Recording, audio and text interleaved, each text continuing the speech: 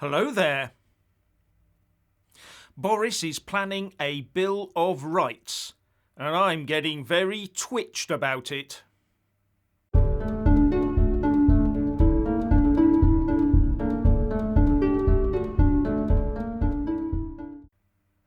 As per usual, please like, subscribe and comment below. And when subscribing, please do press that little bell, but also select the all option, or you won't get any notifications when I publish a new video. News is emerging that the UK Prime Minister Boris Johnson is considering replacing the 1998 Human Rights Act with a new Bill of Rights for the UK. Something he might find is more difficult than he imagines, and something that might not do what it says on the tin. In fact, I would hazard that it will not do what it says on the tin, and it could be more ominous than that. Because a Bill of Rights written today, post-pandemic, will be completely different to one written, say, 3 years ago. And stick around for more on that in a moment. And all this has been brought on by the inability of the UK to deal with the daily Channel arrivals. One assumes Boris thinks that a new Bill of Rights can be used to overcome the legal obstacles that activist lawyers use to prevent the stopping of both arrivals and deportations. Or else he thinks we will believe that to be the case. Do you trust him with this? Now, many would like to see the back of the Human Rights Act, as they consider it to be a criminal's charter. But others would argue, what's the point of a new Bill of Rights? Just look at what happened to the Magna Carta and then the 1689 Bill of Rights for England and Wales. But also consider how many of the rights in the 1998 Act have been trodden on in the last 18 months or so, from the right to assembly and protest and employment rights. None of those were protected, because in actuality it is a Human Privileges Act. Anyway, the PM has reportedly told his party's Common Sense group that the reason he appointed Dominic Raab as the new Justice Secretary was so that he could get to work on such a bill. As a quick aside, for those who've not heard of the Tory Common Sense Group, it was set up in the summer of 2020 based on the success of the European Research Group, or ERG, and it says it stands for something called authentic conservatism. This is the group behind getting the Union flag flying from government buildings and taking on woke bosses in charities, and says it boasts over 50 parliamentarians in its ranks. Anyway, the concept of a new UK Bill of Rights has been doing the rounds for years and has garnered much support.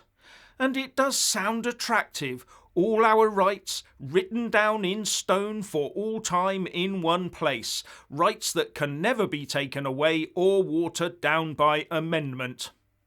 Or so you would think. But when looking across the pond at the American Constitution, you can see the attack that it's under right now regarding the First Amendment on the freedom of speech and assembly, and the Second Amendment giving US citizens the right to bear arms. So a Bill of Rights might not be the bedrock of rights as some people think it is. Remember, the Magna Carta was legislated away, the 1689 Bill of Rights was legislated away, and the 1998 Act can be legislated away.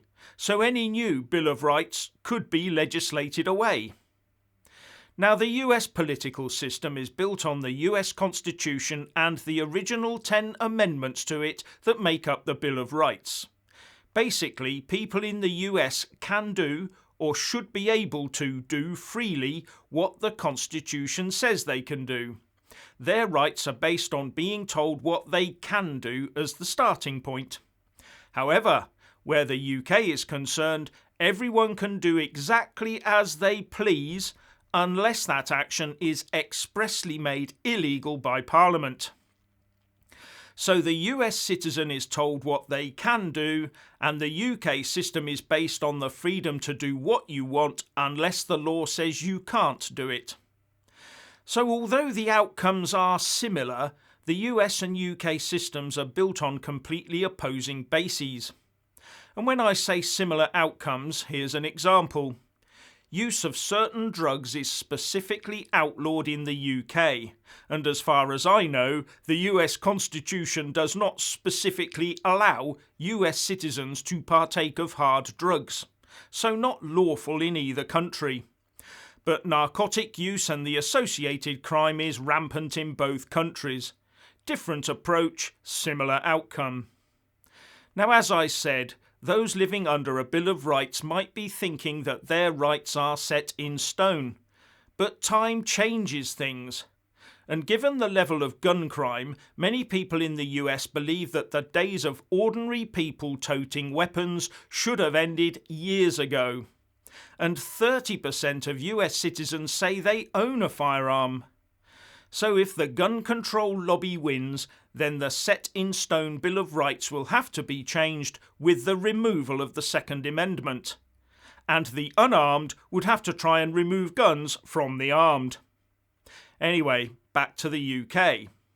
I made a comment at the start that this move to a Bill of Rights could be ominous, on the basis that a Bill of Rights enacted today would be different to one written 3 or 4 years ago. Just think, had a wide-ranging Bill of Rights been put in place before the pandemic, a new Act of Parliament that would have overridden or even repealed previous acts by implication. Had that been in place at the beginning of 2020, would Boris Johnson have been able to do what he's done over the last 2 years regarding the pandemic? I would say probably nowhere near as easily. A lot more new primary legislation would have been needed to roll back parts of that Bill of Rights. So the danger is that the government today would almost certainly put in place a Bill of Rights that contains within it an ability for government to overrule those rights at any time for any reason it chooses, for the greater good. And people will be bombarded with all the reasons as to why this is a good idea. And looking back at the pandemic, they would probably agree with it, and so would their MPs. Agree right now, that is, but would they have agreed to that 3 years ago? I worry that a new Bill of Rights would turn the law from protecting the human rights of individuals into protecting the state when it chooses against the actions of individuals, selfish individuals who will not bow down to authority for the greater good, those selfish individuals who deny the science, etc. And we've already seen that concept being employed in the last few months against a certain section of society, haven't we? Think about the reactions to the pandemic and how this technique could be exploited going forwards with the right laws in place. How easy would it be for that to become part of the final revolution of state over person, part of the turnkey totalitarianism? Because any new Bill of Rights would actually be a bill of privileges, just like its predecessor, with privileges that can all be stripped away by any government, for the greater good, for any reason. In truth, any rights conferred by law are not rights in the true sense of the word, and they are definitely not human rights, as they are always applied selectively. So the real question to answer is, would a new Bill of Rights protect those privileges better than the old Human Rights Act does? And is this move towards a grand-sounding Bill of Rights just a PR exercise to hide bad news for the individual? But Boris does face some obstacles on the way. But before I get onto that, I just want to say a massive thank you to all my Super Thanks, Patreon and PayPal supporters, as well as those that do buy a mug with my mug on it. Links in the descriptions box below. You really do help me keep this channel going. Now, I said earlier that ditching the Human Rights Act for what would be a narrower Bill of Rights might prove a bit more difficult than Boris thinks. And the first hurdle would be to change the system under which a new bill is brought forward. Now, I warn you, I am not a qualified lawyer, so what follows are my layman's views and a bit technical, but please bear with me. When proposing a new law, the Secretary of State has to declare in the preamble to the bill that it complies with the European Convention on Human Rights. As you can see from the example here in the Nationality and Borders Bill, where the Home Secretary has stated that, in my view, the provisions of the Nationality and Borders Bill are compatible with the Convention rights. Without that statement, the bill goes nowhere. It cannot be laid before Parliament, as that statement has to be there, in accordance with Section 19(1)(a) of the 1998 Human Rights Act, the very act that the Bill of Rights looks to replace. So to bring in a UK Bill of Rights that goes against anything in the European Convention on Human Rights means the Secretary of State could not put that statement on the face of the bill. It would be a dead bill. So that clause 19(1)(a) has to be removed from the Human Rights Act first, so that the statement would not then have to be included on the face of the new bill. And that, I think, would require primary legislation, an Act of Parliament, to achieve. Can you imagine all the opposition MPs and wet Tories lining up to derail that? And that's before it got to the House of Lords.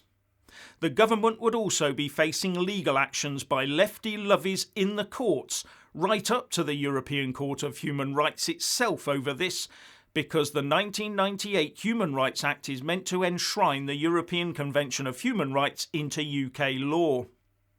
And if so, the only way to get that clause struck out in UK law may mean we have to leave the Council of Europe that runs the ECHR before we do anything. And by the way, the 47-member Council of Europe is nothing to do with the European Union. It may mean that we have to leave the ECHR so we can remove the clause that forces that statement to be made, before we even consider bringing forward a Bill of Rights. But when Boris signed up to the post-Brexit Trade and Cooperation Agreement with the EU, the TCA, part of it was that the UK made the commitment to stay as a signatory to the ECHR. So if Boris tries to take the UK out of the ECHR while the TCA is in place, it might leave the UK open to legal action from the EU Council of Ministers or individual EU member states. As I understand it, the EU Commission can't take us to the European Courts of Human Rights because it, as an entity, is not a signatory to the ECHR, so cannot use its procedures. As I see it, Boris is in a legal pickle. It's not an insurmountable pickle, but it is a pickle that will require commitment, steadfastness and focus to deal with. But despite their 80-seat majority, as we can all see, Boris and his Tories are showing the commitment, steadfastness and focus of an ageing jellyfish over this at the moment. And this is just about getting one clause taken out of the Human Rights Act. There's loads of other stuff to do too, such as the matter of how to protect the new Bill of Rights from being dropped by the next Labour government. Because UK law is designed to ensure that no government can be bound by the decisions of its predecessor. Unless it was EU law based, of course, but they still had to jump through hoops and the courts had to invent new laws to keep EU law supreme in the UK. But I cannot see them doing anything like that to keep a Tory Bill of Rights in place. Can you? Now, at the end of the day, the reality is that an individual can only enjoy the human rights that they themselves can enforce, or that someone else, such as the state, is willing to enforce on their behalf. But if the state, or its organs like the police, aren't minded to do so, then you're stuck. And you only have to look at the two-tier treatment by the police of those involved in certain recent protests and riots to understand that. Some people who had their right to move about freely in a lawful manner interfered with by the unlawful actions of that Irritate Britain mob, and they had to stand there in frustration as they watched the police do nothing. And how many people have been cancelled for something they've said, and even had their means of making a living stripped away from them by the baying of mobs for no actual lawful reason. And now consider, how many human rights can you, yourself, enforce without the help of the state? If the state authorities decide it costs too much, for example, to protect your human rights, then they won't assist you, meaning that you have no human rights. And anyone who believes we have anywhere near any freedom of expression in the UK, they're deluded. If these were really considered important human rights by society, then we would make sure there was a cheap or even free route to redress for any breaches. But we don't. The bar is extremely high and can only be used by those with deep pockets, something that the state seems to rather like. So, do you trust Boris to rewrite our human rights laws? Please like and comment below.